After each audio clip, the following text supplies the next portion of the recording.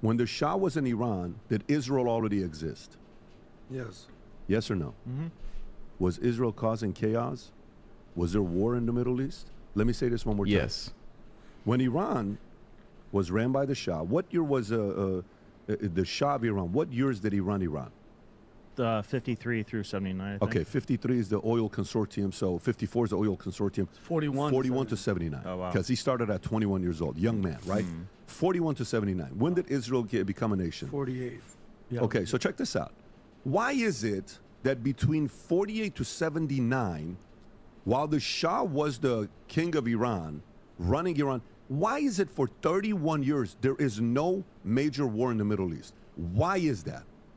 So to the people that want to say Wait, what? that between 48 to 79, while the Shah was the king of Iran, running Iran, why is it for 31 years there is no major war in the Middle East? Okay, that is a demonstrable lie, what you just heard. From 1948 to 1970, what did he say, 1979? Basically, from all throughout the 50s, 60s, and 70s, you're saying there was no wars in the Middle East? Are you You have to be, because you just decided to turn a blind eye to the historical record. Because not only do we have 1948 ushering in, it was a war that created Israel. Let's just toss that aside for a second. We have 1956 was the first time that the Israelis started a war against Gaza, against Palestine, and against Egypt, essentially. And they took land and occupied land illegally. So that there's one war in the 50s at the very least. You have the famous example of 1967, which is internationally condemned unanimously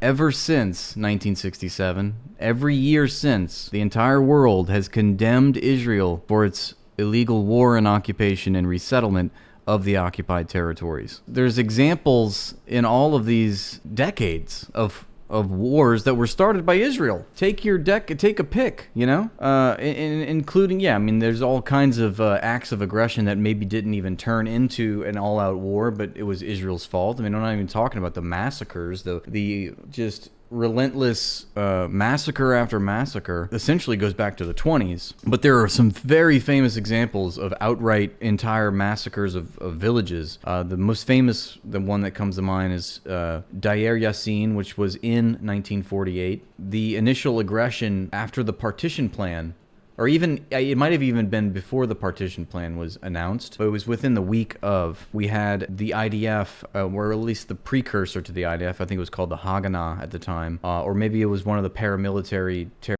organizations like the Irgun and then the Stern Gang. But one of these organizations slaughtered a family in like a big family. Like it had to have been like 20 people or something like that. These are all criminal acts, criminal acts of war. So when Patrick Bet David said, for the 30 years since Israel was a country, since it was given an international birth certificate in 1948 up until the 70s, there were no wars. I mean, you have to be a complete and utter idiot to believe this man. The CEO of Valuetainment is also weighing in on geopolitical matters pertaining to issues of national liberation. I mean, he's bought into the power structure, so of course he's gonna, promote his own class ideology, and that's what it boils down to. These people are on the different side than we are, they're not for the people, they're not for the rights, human rights, self-determination. It's all about power. It's who has the money. It's the church of capitalism, and those who are in the front pews, speak very favorably about capitalism. The closer you are to the altar of capitalism, the more favorably you look upon the prevailing status quo. So I don't think you can separate anything from the class it originates from. And that's certainly true with this egregious video we just saw.